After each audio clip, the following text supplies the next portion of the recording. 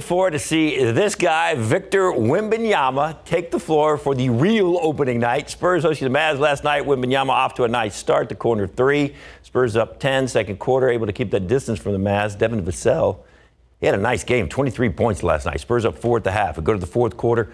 Wemby is now in foul trouble. He's got 5 of them. Gets the Trey Jones pass, and that's the Wemby slam. He finished with 15, but it wasn't enough. The Mavs went on an 11-3 run to end the game. Luka Doncic, watch him drive, and then he stops and gets kicked. That's a foul, and then the bucket, three-point play. And then, once again, he's up high, and there's the little push-off, not called, back up, three-pointer, gets a double team. He had 33 points, 12 rebounds, 10 assists. Spurs rushed too many shots down the stretch, and they turned it over too many times. Mavs win it 126-119. Wemby and Pop, though, talked about his first game and overcoming that foul trouble. I thought his maturity showed, even at a young age, where he came in with the last, 7 minutes, and just played. We ran some stuff for him. He executed, where a lot of guys would have been totally out of it by then because they, as you said, were in foul trouble and didn't get their rhythm. So I thought he had a wonderful outing. Considering that. I was just focused on being the best I can be when I step back on the court, It might be frustrating, but always keeping the head up is good for my teammates, so I can show it on the court, and it's, we learn every day. All right, so Wembanyama started out fast, as Pop was talking about, but then he picked up too many fouls along the way. One thing to work on, the ticky-tack reach in and touch fouls, but he was talking about that. He picked up his 5th foul with 26 seconds left in to start the fourth quarter. He got back in the game with 5 fouls. He stayed in the game for the rest of it, and he scored 9 points. So he was able to deal with that, like Pop was talking about, that maturity. That's just some things to work on, and he can continue to work on them tomorrow night when they host the Houston Rockets. It's the third time we see the Rockets in like a week and a half. So we pretty much figured out what they can do. Let's see if the Spurs can get a win, even up this thing. We just hate to see Mark Cuban celebrating. Yeah, it's always tough to watch. It's rough. Yeah. And heavy rain hitting our area. We are keeping a close eye to the sky. Justin Horn with his forecast update after the break.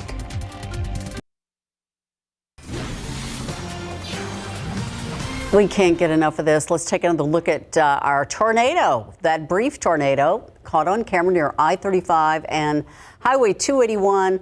As Justin said, the drivers came to a full stop right there on the highway, right in the middle of the morning commute.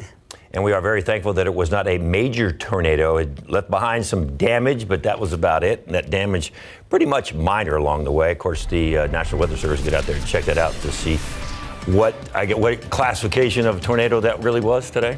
It probably was next to. I mean, I was sitting there at my house watching it come through, and I was thinking that sounds like a tornado, but it was over in like 30 seconds. Well, when you look at the radar, just look at these storms, you can tell these are not going to be, these little spin-ups are not going to last long. They're not going to be, massive tornadoes. But in this case, we did have a small tornado. It did do some damage. And yes, the Weather Service will go out and look at that damage. And that's how they classify these tornadoes, by the way, is after the fact. And it likely will be a low-end tornado, but it did affect some people, and we've gotten some reports of those damage. What does the rainfall chance look like for the rest of today? 60%. We're going to keep it there, although I think the bulk of the action will start to move east here pretty soon. We still have some showers and a few storms around San Antonio. And then 40% chance tomorrow. We still have the opportunity to get a little bit more rain on your Friday. Saturday and Sunday, low-end chances. Weekend doesn't look that bad, and then we get into Monday. Well, Sunday night, actually, that's when our front gets here, and then Monday, we've got a good chance of rain, but it'll be cold and windy. And then still some rain chances on Halloween, although it's now looking as though rain will be winding down by the time trick-or-treating starts. So some good news there. Here's the satellite picture. And as you go west of San Antonio, there are breaks in the clouds. And then you've got the showers and storms we've been watching throughout the morning that continue to kind of train along the same areas. So we are dumping some heavy rain here. But look at the temperatures. 79 Kerrville, 86 in Hondo. It is 90 right now in Carrizo Springs. It's warm. And once these showers and storms clear out of San Antonio a little bit, we may see temperatures jump into the 80s, but at the moment still in the 70s, and we're seeing that around Bexar County right now with still quite a bit of cloud cover. Forecast today, 80 at 3 o'clock, 40% chance of rain, but we taper that off now to a 30% chance later this evening. So that 60% chance you saw there in that first graphic, really just for the next couple of hours before we bring the rain chances down.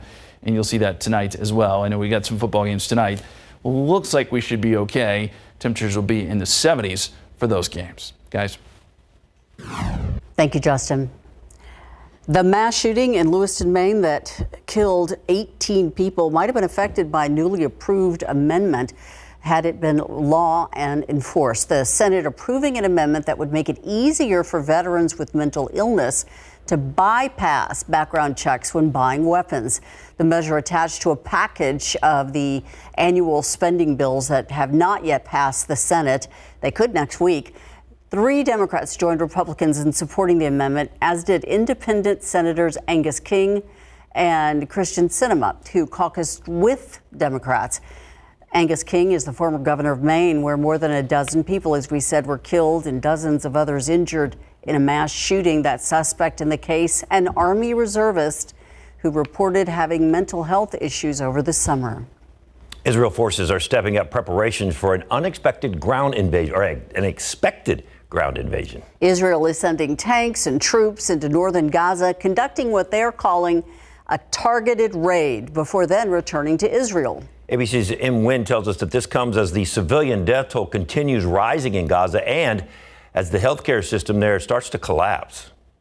In preparation for an expected ground invasion, Israel sent tanks and troops into northern Gaza overnight for an hours-long raid. The military releasing this video of the operation, saying they aimed to eliminate Hamas terrorists and that their soldiers have since returned to Israel. Hamas is hiding behind Palestinian civilians, and is despicable and, not surprisingly, cowardly as well. President Biden says he spoke with Prime Minister Benjamin Netanyahu about hostages in Gaza, as the White House quietly urges for more time before an expected ground incursion. Qatar's prime minister saying negotiations to release hostages there are progressing. Nearly 3 weeks of devastating airstrikes have killed more than 7,000 people in Gaza, according to the Hamas-run Ministry of Health. This includes the family of Al Jazeera's Gaza bureau chief, who had to bury his wife, son, and daughter. Israeli officials say more than 1,400 people in Israel were killed as a result of the October 7th terror attack by Hamas. While 20 trucks of humanitarian aid were scheduled to enter the area yesterday, only 8 were able to cross. The fuel is zero. Simply, the doctors and the nurses will go home, and the hospital will turn to big morgue. But Israel claims Hamas is stockpiling fuel. Hamas prefers to have all of the fuel for its warfighting capabilities, leaving civilians without it. The UN warns its operations in Gaza could also shut down soon if fuel is not delivered. The organization says its departure would end a lifeline for Palestinians in the war zone. Im Nguyen, ABC News, Washington. A study released by the FDA. I'll continue this one. Okay. It found that flu and COVID-19 vaccines may slightly increase the risk of stroke in seniors caused by blood clots in the brain, in particular when the 2 shots were administered at the same time. FDA researchers analyzed data from Medicare claims and found that the increase happened in adults who are 85 and older. The high-dose flu vaccine, which is designed to rev up your immune system, was found to be the culprit in those results. And those who are concerned, researchers are suggesting they receive the shots at different times. The U.S. Centers for Disease Control and Prevention's independent vaccine advisors voting to give people the option of a second meningitis vaccine. In a 10-4 vote, the committee recommended that Pfizer's meningitis vaccine could be used as an option to protect people from 5 of the most common kinds of bacteria that cause the disease. With this option, a patient could get 2-dose shots instead of 4. The vaccine would then be for people ages 16 to 23 who are healthy. The patient would get that single shot on the first visit, then another 6 months later. The CDC still needs to accept the committee's recommendation in order to make this official. A new study from the maker of an Alzheimer's drug suggests there's a more convenient way for patients to get the treatment. The company says Leqembi could be given as 2 weekly shots at home instead of through an IV. This is the first medicine proven to slow the course of Alzheimer's. In July, the FDA approved the drug, which currently has to be given once every 2 weeks by IV infusion. The process requires patients spend an hour at an infusion center. The company behind the drug plans to file an application for FDA approval of the weekly shots next year by the end of March. Southwest Airlines offering a new service for customers, and it could ease some of your worries about checking your bags. How you can keep an eye now on your luggage.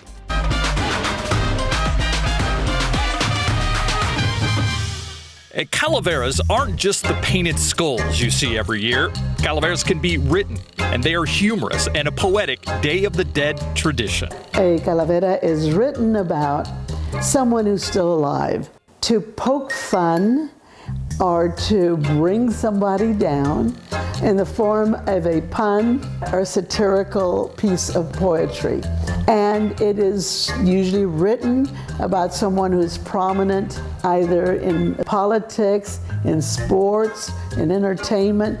Calaveras are not written about people who are already dead, and that's because a person cannot defend themselves. No one can precisely say how Calaveras became a Day of the Dead tradition, but one artist played a crucial role leading up to the Mexican Revolution. One thing that happened is that José Posada in Mexico took this Spanish tradition of writing calaveras in a literary way, and he took it and did visuals, art pieces with skeletons. The premise being that underneath everybody is the same and everyone is a skeleton. How did calaveras come to San Antonio? Would you believe that one person brought them over? Moisés Espino del Castillo. Castillo meaning castle, so he then becomes the Duke of Calaveras. He was asked to write some poetry for our local newspaper back in the early 70s. He was a Spanish professor, so all his work was done in Spanish. So then he was asked to do some calaveras, which he objected to because he said no one going to be able to read them in an English-speaking newspaper. But nonetheless, he did write some and started then a 30-year career in writing calaveras. I think that is just one of the most incredible things that you can single-handedly say this person brought the calaveras to San Antonio, Texas.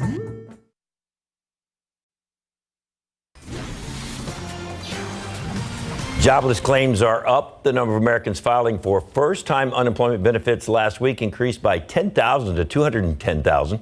That's according to the Department of Labor. Despite the uptick, the job market is still considered strong. Weekly jobs claims remain below historical and pre-pandemic averages, which were more than 217,000 back in 2019. This is long overdue. Southwest customers can now track their bags through the carrier. The airline says people can view the status of their checked bags on southwest.com and the mobile app. It confirms when your tags are printed and then when your bags are loaded and unloaded from the aircraft. Experts have recommended travelers use electronic tracking devices on their bags to make it easier to find lost baggage. But if you're on the plane and you see your bag didn't get loaded, what you gonna do about it? You know what I mean? That would be a frustrating flight, right? It's happened. Try to find out where it went. Yeah. I've done that. Interesting day, weather-wise. Yeah, well, a lot of rain. We haven't had a whole lot of thunder, a whole lot of lightning, but we ended up with a tornado. That's kind of the interesting part of it. These were not these big, severe spring-like thunderstorms, but they did have some spin-ups involved, and that's what we saw a little bit earlier. Here's the latest radar. We've got some good heavy rain stretching from Elmendorf up to Seguin. Still some good rain falling in Seguin. And another little batch trying to develop here to the southwest of San Antonio. This will work up the west side of Bexar County towards Leon Valley. A little more rain there. We'll get you a full radar update and talk about that big cold front too coming up.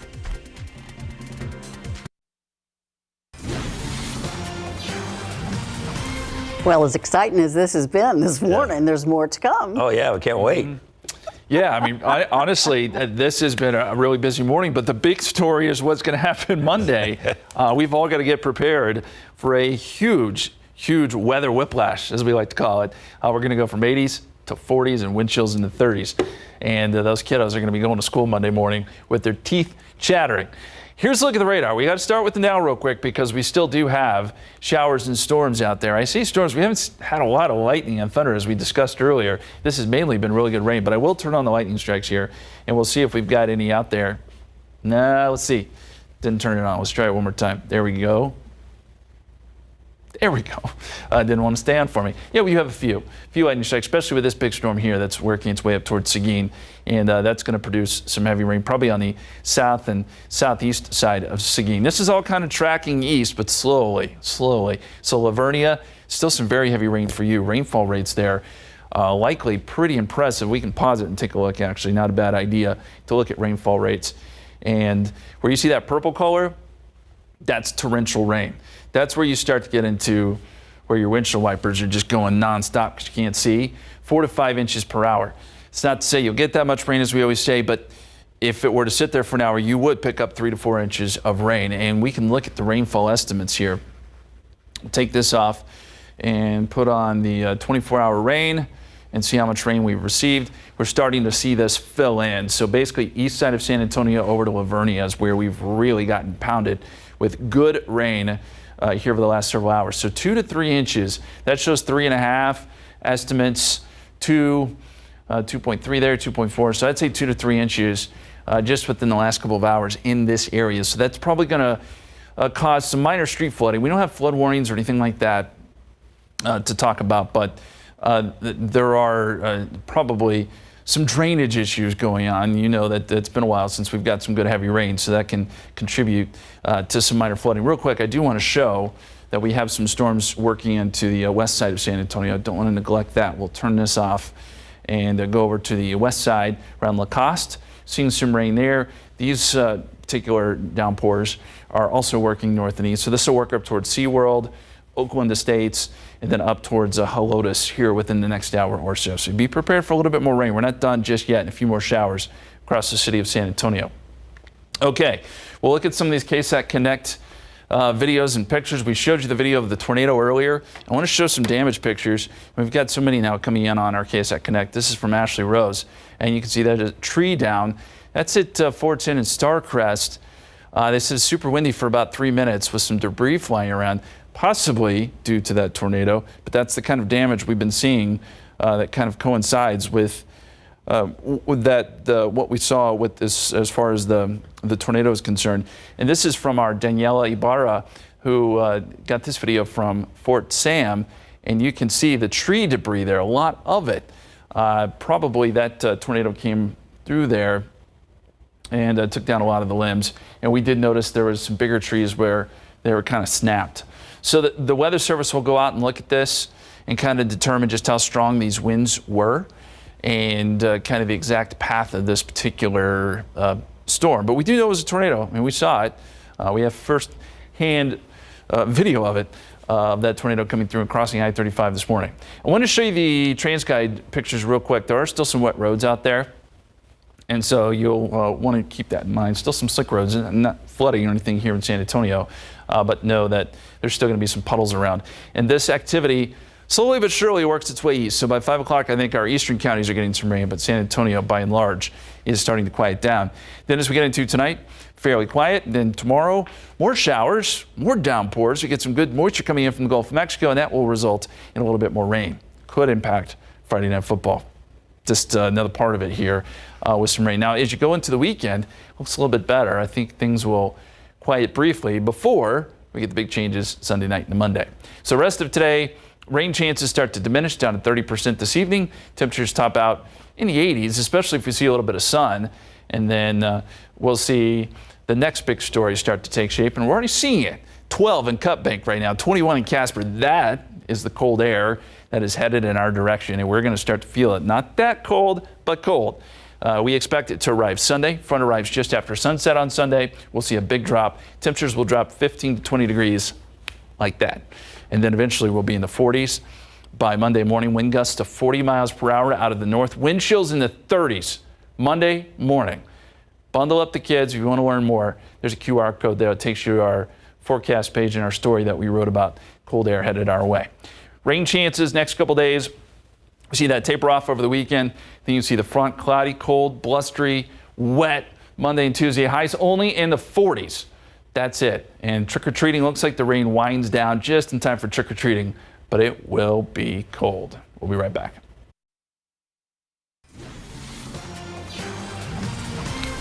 Mike's got a lot going on downtown. He's got the Dia de los Muertos. Oh, yeah. Was it National Pumpkin Day? Yes. Yeah.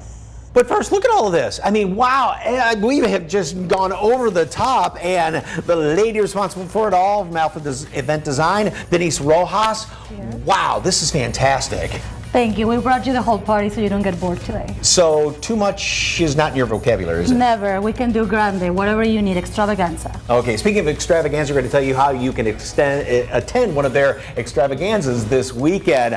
All right, it is the spooky season, and there's a haunted place, and that's where Jen is. That's right. I'm at the Black Swan Inn, one of the most haunted places in San Antonio. So we're bringing in the ghost hunting experts. Come on in, guys. We've got Fred and Steven here. So tell me about this. People come from where to come here? All over the country. All over the country, is that right? Yes, and it is one of the most active places that we've ever investigated. Okay, we're gonna go inside, Mike. I'm a little scared, not gonna lie. You know, you don't think of flowers decorating for Halloween, but our dear friend Megan Sophia Bloom and STEM, look at this creation you've made. It's so spooky. And that's kind of a combination of living and also dried flowers? So this is fresh, this is dried, and some skeleton hands. We'll tell you all about that. And yes, we are going to celebrate National Pumpkin Day. That and a whole lot more on SA Live. Here's our pumpkin.